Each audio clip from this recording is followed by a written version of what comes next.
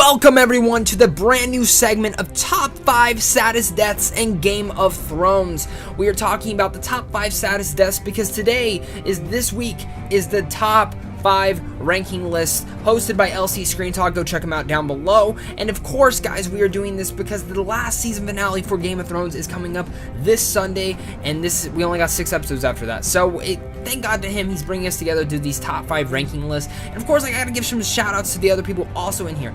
Adam from Almost Sideways, LC Screen Talk, David Gerlich, and Matthew Arnholt. They'll all be down below, and you can find their list also on their channels down below. Please go subscribe to them, all awesome people out there. And if you guys are new to this, welcome. Let's get into this video. Honorable mention I do want to give to is Oberyn Martell. I loved the Dorne story. I love the area of Dorne itself. I don't necessarily love all the characters, but Oberyn was one of the highlights of Dorne itself.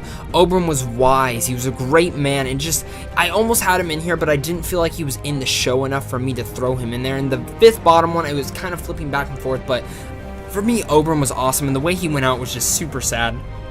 It was shocking to me too, because I thought he had the mountain down, and he didn't, and poorly he died. But guys, let's move on to number 5, which number 5 is going to be Lady Tyrell. Let me tell you about this. Lady Tyrell, Olenna Tyrell, whatever you want to call it, she's one of the best characters on the show. She might be one of those ones that are kind of underappreciated. She kind of sits in the background. She doesn't do a lot. But when she shows up, she shows up. And I mean shows up to play, because she is a very integral character to the whole story of Game of Thrones itself. I love everything she's done with her character. I love everything that happens to her character, except that she died from poison. But I love that whole thing of how she finished with Jaime and everything of that. But I really just enjoyed Olenna's character throughout the whole Game of Thrones world. I never hated her character. I always enjoyed what she was giving, and her on-screen performances are some of the best. She's one of the main women in Game of Thrones that when she's on screen, everyone shuts up, listens, and watches her and listens to what she is saying, because she is so wise. And that's why I think I actually enjoyed Marjorie a lot. Yes, she was a very pretty lady, but I think Olenna was a really good mentor to her, and it was really sad to see her go in season 7. Coming in at number 4 is probably the most shocking and saddest death to me. I think it's just the moment it was going on when you finally recognize everything that's happening, and that's gonna be Hodor. When you finally listen and finally find out why he is Hodor, it is so sad. And I mean, when Bran's time traveling back and forth, it is a hit in the gut. That was one of the best episodes, I think, for Game of Thrones. And for me, Hodor, being a character that you necessarily never really got into, you kind of just found him to be this cute little oaf.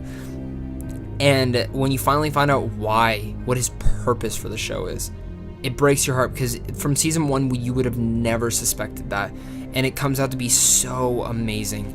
And that whole scene when he's being ripped apart, it's heartbreaking. I'm not going to lie, I teared up when Hodor died.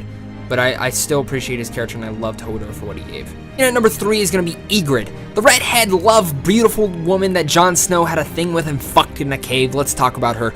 Let me tell you about this. Ygritte, every time I think back on her character, I appreciate her more and more, because she, even though her death did push Jon Snow in a very far direction, she was a lovely character to have in there. She has a great on-screen chemistry, and she was one of the first really powerful women characters in Game of Thrones, I would like to say. Plus, she's a wildling, and there aren't a lot of wildling main characters anymore. I mean, the only one really is Tormund Giantsbarn, and he's awesome, but Ygritte was probably the strongest out of all the wildling characters. Just how strong she was, how dedicated she was. I mean, come on. She does look like the lady from Horizon Zero Dawn, so if they do make a movie for Horizon Zero Dawn, let's get her casted as the main role. I overall, though, loved Ygritte's character. I understand why she had to go, but I really kind of was really hoping in the back of my throat that every time I watch that scene that she stays alive for some reason, because she didn't deserve to die. Coming in at number 2 is very, probably from the newest episode of Game of Thrones, so very big spoilers, it's Viserion. I think that's how you say it. Very bad with these names, like I said, speech problems in my last video. Viserion the dragon was hands down one of the not one of the saddest deaths, I would say, but one of the hardest deaths to watch, because the Night King in one hit takes out one of the strongest dragons and kills him in one hit. And of course he resurrects him at the end as an ice dragon, but it's so sad. And I think the mix of seeing Daenerys' reaction to his death, the scream, the blood spewing out, the imagery there, and the sounds that the dragon made really broke my heart, and seeing Dany's face was so broken. It was overall a very hard episode to watch. I don't think that's why I'm a big fan of the last episode, because it was hard and it made me really sad. Even though I'd gotten spoiled before and I knew it was going to happen, I was still did not know the imagery was going to be that hard on me, and it really was. And I appreciate what Game of Thrones did, but overall it was a very, very hard death to take. Coming in at number 1, it might be a cheap thing to say this, but pretty much the whole Stark family. I mean, we have Ned. I'm going to throw Ned in there as well, but majority of this is the ones that happened in the Red Wedding. Lady Stark and Robb Stark, and their parish there. That was the most shocking moment, I think, in Game of Thrones history.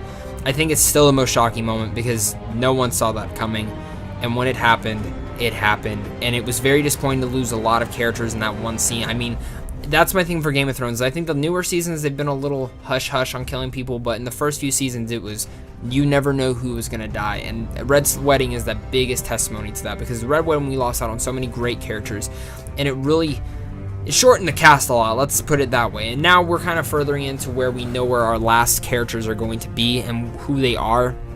But the Red Wedding is the most devastating loss, I think, to Game of Thrones, and one of the saddest parts of it.